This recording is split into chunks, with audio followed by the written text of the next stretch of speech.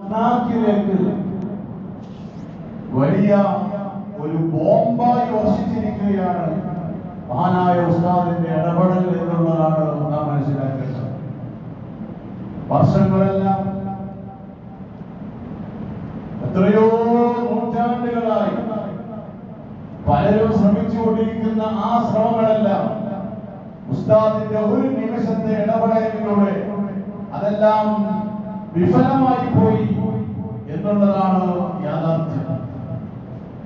കാരണം മറ്റൊരു മതത്തിൽപ്പെട്ട ഒരു പെണ്ണ്, ആ പെണ്ണിനെ രക്ഷപ്പെടുത്താൻ വേണ്ടിയുള്ള ഒരു ശ്രമം ഒരു മുസ്ലിം, മാത്രമല്ല ഒരു മുസ്ലിം പണ്ഡിതൻ, മാത്രമല്ല മുസ്ലിം പണ്ഡിതന്മാരിൽ പ്രമുഖനായ ഗ്രാൻഡ് മുഫ്തി എന്ന പേരിൽ അറിയപ്പെടുന്ന ആ ഒരു പണ്ഡിതൻ ഇടപെട്ടപ്പോ ഇതാണ് ഇസ്ലാം എന്ന് ലോകം മുഴുവനും തിരിച്ചറിയുകയാണ്.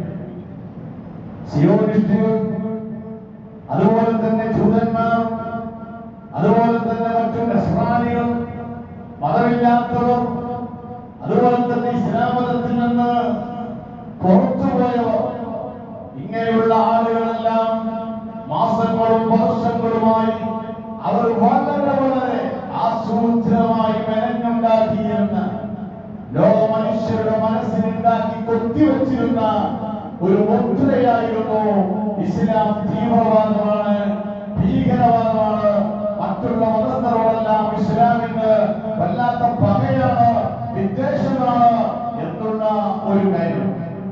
ആ നിലക്ക് അവർ കൊത്തിപ്പതിപ്പിച്ച് വെച്ചിരുന്ന ആ മുദ്രകളെല്ലാം മഹാനായ ഉസ്താദിന്റെ ഒരു ഇടപെടലിലൂടെ തകർത്തെറിയാൻ കഴിഞ്ഞുവെങ്കിൽ ഇവിടെയാണ് വിശുദ്ധമായ ഖുർആനിന്റെ പ്രഖ്യാപനം നാം നോക്കേണ്ടത്.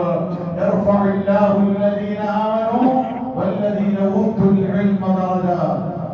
അല്ലാഹുവിൽ അചഞ്ചലമായി വിശ്വസിക്കുക, അതോടൊപ്പം തന്നെ അല്ലാഹുവിന്റെ പരിശുദ്ധമായ ദീനിന്റെ അറിവ്, ആ ഇൽമ് നൽകപ്പെട്ടവർക്ക് അവർക്കുള്ള പദവിയെ അല്ലാഹു ഉയർത്തുമെന്ന് വിശുദ്ധ ഖുർആൻ പറഞ്ഞത്. അതാണ് നാം ഇന്ന് നേരിട്ട് കണ്ടുകൊണ്ടിരിക്കുന്നത്. അതൊക്കെ കാണാനുള്ള ഒരു ഭാഗ്യം അല്ലാഹു നമുക്ക് തന്നു. മഹാനായ ശൈഖുനായുടെ മരണത്തോടടുത്തൊരു സമയം കഴിഞ്ഞത് നമുക്കറിയാം. എല്ലാവരും വിധേയതി അവിടെ വഫാത്താവുകയാണ്, അവിടെ വഫാത്താവാൻ പോവുകയാണ്. മിനിറ്റുകളുടെ മണിക്കൂറുകളുടെ ബാക്കി മാത്രമേ ഉള്ളൂ എന്ന നിലയിൽ ലോകം മുഴുവനും അവിടുത്തെ വഫാത്തിനെ വളരെ വേദനയോട് കാത്തിരിക്കുന്നതിനിടയിൽ ലോകത്തിന്റെ അധിപനായ റബ്ബുൽ തആല അവിടുത്തെ കൈവിട്ടില്ല, അവിടുത്തെ പിടിച്ചുകൊണ്ടുപോയില്ല. ഈ സമുദായത്തിന് വീണ്ടും തന്നു. ആ തന്നതിലൂടെ അല്ലാഹു ഉദ്ദേശിച്ചത് ഇതുപോലുള്ള ചില യാഥാർത്ഥ്യങ്ങൾ ഇവിടെ വെളിവാക്കലാണ്, ചില സത്യങ്ങൾ ഇവിടെ വെളിവാക്കലാണ്. അതുപോലെ തന്നെ മറ്റുള്ള ആളുകൾ വിശ്വസിക്കേണ്ടി വന്നിരിക്കുന്ന, മനസ്സിലാക്കേണ്ടി വന്നിരിക്കുന്ന, തെറ്റിദ്ധരിച്ചു പോയിരിക്കുന്ന ചില കാര്യങ്ങൾ അത് ശരിയല്ലെന്ന് ബോധ്യപ്പെടുത്താൻ ഉസ്താദിന്റെ ജീവിതം ഇവിടെ ഇനിയും ആവശ്യമാണെന്ന് ലോകത്തിന്റെ അധിപനായ റബ്ബിന് അറിയാം. അതുകൊണ്ട് തന്നെയാണ് മഹാനായ ഉസ്താദിനെ നമുക്ക് തന്നിരിക്കുന്നത്. അല്ലാഹു അവിടുത്തെ ആഫിയത്തുള്ള ദീർഘായുസ്സ് കൊണ്ട് ഈ സമുദായത്തെ ഇനിയും അല്ലാഹു അനുഗ്രഹിക്കുമാറാവട്ടെ. നമുക്ക് എല്ലാവർക്കും ദുആ ചെയ്യാം. എന്റെ പ്രിയപ്പെട്ട സഹോദരന്മാരെ, ഒരു കാര്യം ഞാൻ ഇവിടെ ഓർമ്മപ്പെടുത്തുകയാണ്. ഏത് കാര്യങ്ങൾക്കും രണ്ടഭിപ്രായം ഉണ്ടാവാതിരിക്കില്ല. പണ്ടേ പറയാറുണ്ട്, അമ്മനെ അടിച്ചിട്ട് അങ്ങാടി പോയാലും ചില ആൾക്കാർ പറയും, ഓനിപ്പോ അമ്മനെ അടിച്ചിട്ട് പിന്നാലെടുക്കാൻ പറ്റും, എന്താ ശരി. പക്ഷെ ഭൂരിപക്ഷം ആളുകൾ അമ്മനെ അടിച്ചത് ശരിയായില്ല, അമ്മനെ അടിക്കാൻ എന്നാലും കുറച്ചാണ് പറയും അമ്മനെ അടിക്കാൻ പറ്റുള്ളൂ, ആരാരും കഴിക്കാൻ പറ്റുള്ളൂ എന്ന് പറയുന്ന ആള് കൂട്ടത്തിൽ ഉണ്ടാവും. എല്ലാവരും വായ്പ നമുക്ക് കുറിച്ചിടാൻ കഴിയില്ലല്ലോ. അതേപോലെ ഈ വിഷയത്തിലുണ്ട് ചില ആൾക്കാർ, അതെന്താ ശരിയാ, അങ്ങനെ രക്ഷപ്പെടുത്തി അങ്ങനെ ഉണ്ടാകും. ഇസ്ലാം രക്ഷപ്പെടാനുള്ള വഴി വെച്ചിരിക്കുമ്പോ അപ്പൊ ഇസ്ലാമിനെ ചോദ്യം ചെയ്യുന്നത്, എന്നാ ഇസ്ലാം അങ്ങനത്തെ രക്ഷപ്പെടാനുള്ള വഴി വെക്കാൻ പാടില്ലല്ലോ. അതായത് പെണ്ണിനിക്ക് അല്ലെങ്കിൽ ഒരാണിനിക്ക് കൊലപാതകത്തിന്റെ പേരില് അവനെ തിരിച്ചു കൊല്ലാനുള്ള വിധി വന്നു കഴിഞ്ഞാൽ അവനെ കൊല്ലുക തന്നെ വേണം, ഒരു കാരണവശാലും കൊല്ലാതിരിക്കാൻ പാടില്ല എന്ന എന്നായിരുന്നു ഇസ്ലാമിന്റെ കാഴ്ചപ്പാട് എങ്കില് ഈ മോചന ദ്രവ്യം കൊടുത്ത് ഈ മണി കൊടുത്ത് രക്ഷപ്പെടാനുള്ള ഒരു വഴി ഇസ്ലാം കൊടുക്കാൻ പോയില്ലായിരുന്നു. പക്ഷെ ഇസ്ലാം അത് കൊടുത്തിട്ടുണ്ട്. പഠിപ്പിച്ചിട്ടുണ്ട്. അഭിമാനികളുടെ കാലഘട്ടത്തിൽ അങ്ങനെയുള്ള സംഭവങ്ങൾ നടന്നപ്പോ ദിയാമോശം നൽകപ്പെട്ടിട്ടുണ്ട്. അപ്പൊ കൊന്ന ആളെ കൊല്ലുക തന്നെ വേണം, വേറെ ഓപ്ഷനുമില്ല എന്ന അർത്ഥം ഇസ്ലാമിനില്ല.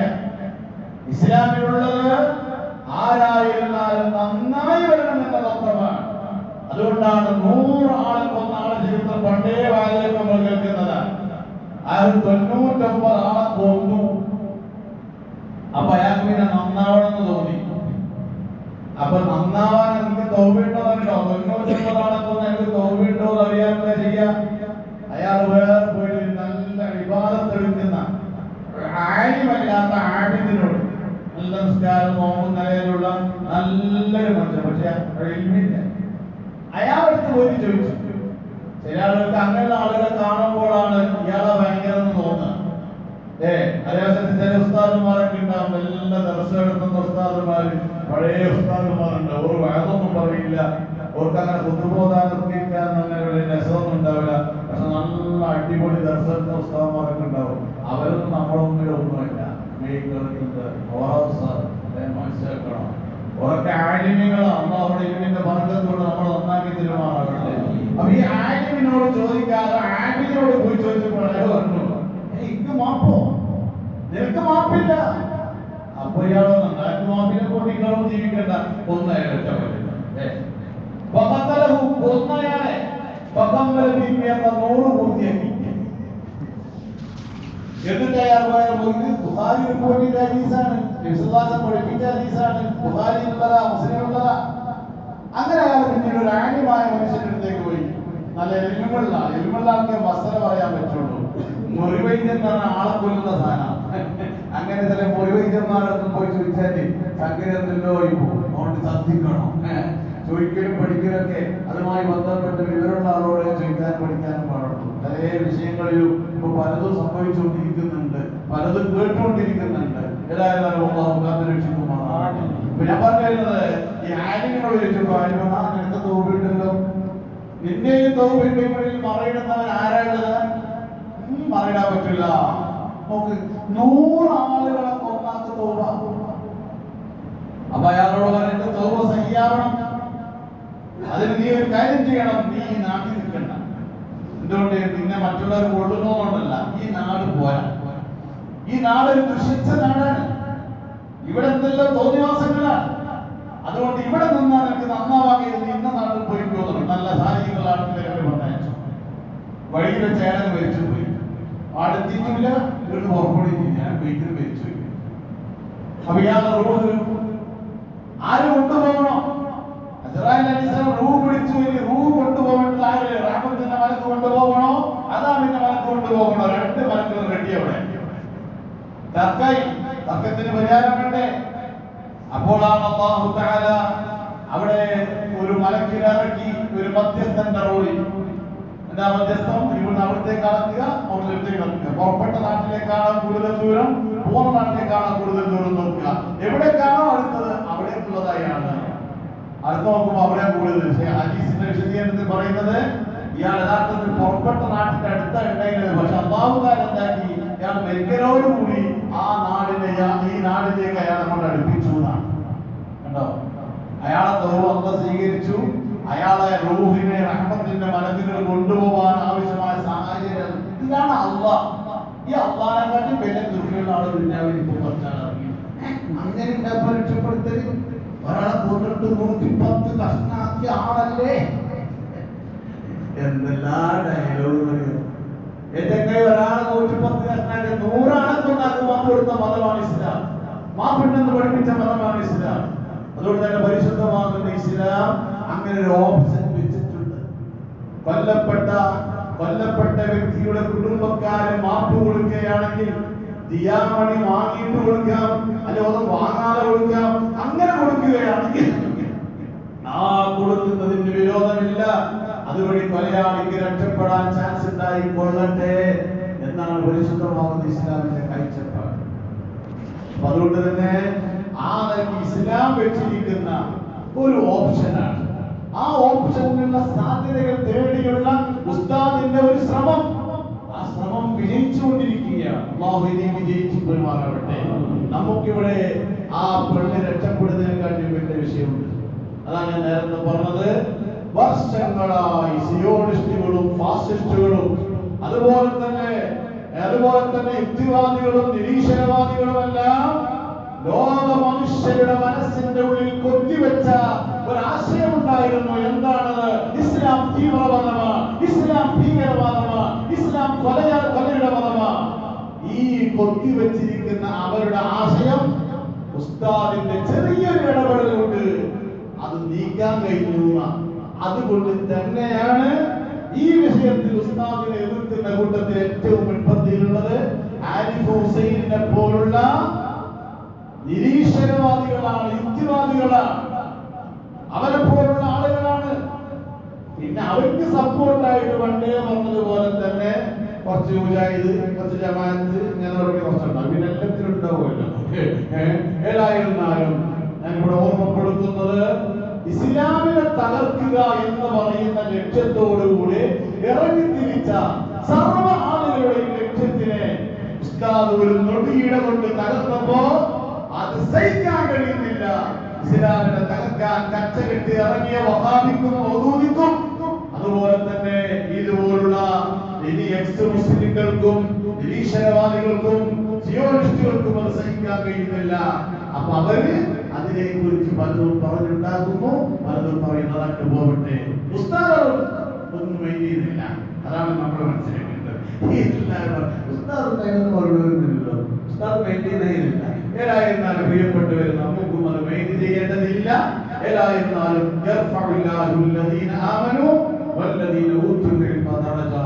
ഇൽമ നൽകപ്പെട്ട ആളുകൾക്ക് അല്ലാഹു ഒരുപാട് ദറജ കൊടുത്തു. എന്താ ദറജ കിട്ടിയത്? ഒറ്റ കിട്ടലല്ലേ, ഒരൊറ്റ കിട്ടലല്ലേ. ഏത് മന്ത്രിയാ ഉസ്താദിനെ അഭിനന്ദിക്കാത്തത്? ഏത് മതനേതാക്കളെ അഭിനന്ദിക്കാത്തത്? ഏത് രാഷ്ട്ര നേതാക്കളെ അഭിനന്ദിക്കാത്തത്? അങ്ങനെ ലോകം മുഴുക്കെ അഭിനന്ദനങ്ങളുമായി ജനകോടികൾ പ്രവഹിക്കുകയാണ്. ഇത്ര വലിയ ഉന്നതമായ ഒരു പദവി അല്ലാഹു കൊടുത്തിട്ടുണ്ടെങ്കിൽ അത് മഹാനായ ഉസ്താദിന് അല്ലാഹു നൽകിയ ഇൽമിന്റെ ബർക്കത്താണ്.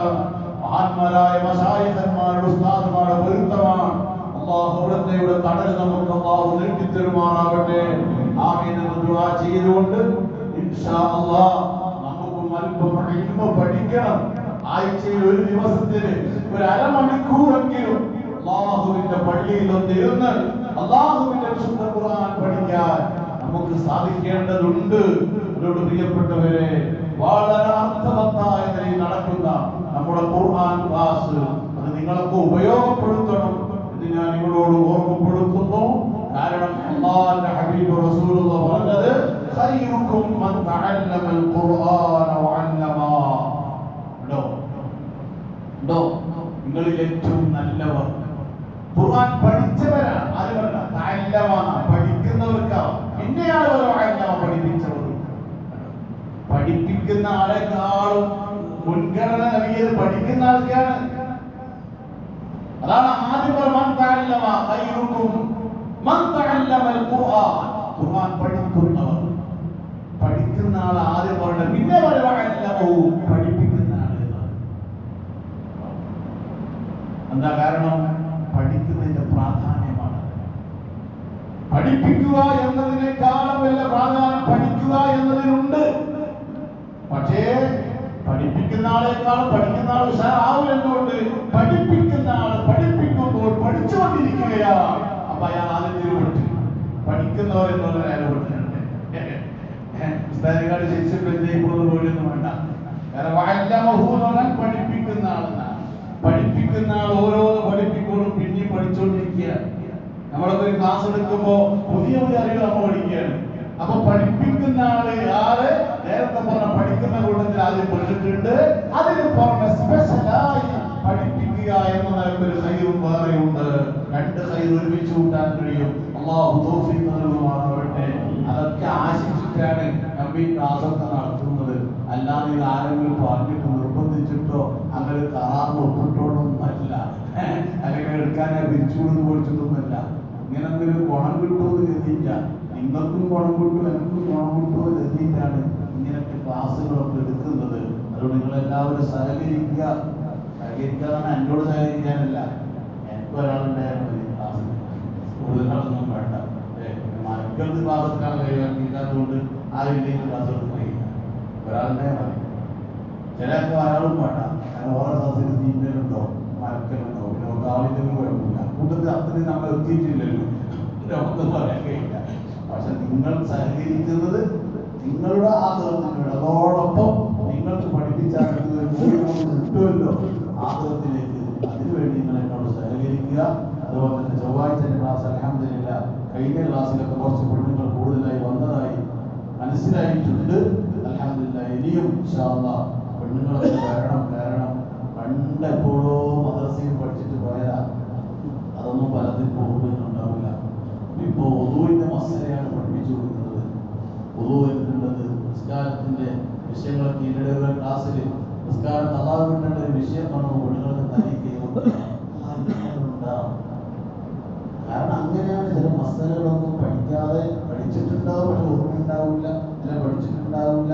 അപ്പൊ അങ്ങനെയുള്ള പെണ്ണുങ്ങൾക്ക് പഠിക്കാൻ നിർബന്ധമാണല്ലോ.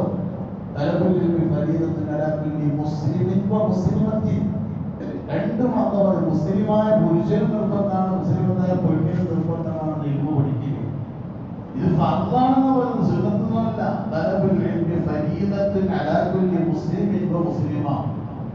ഈ ഫർളാകുന്ന ഒരു കാര്യം നിങ്ങൾക്ക് നിറവേറ്റാനുള്ള ഒരു അവസരമാണ് നമ്മൾ ഉണ്ടാക്കി തരുന്നത്.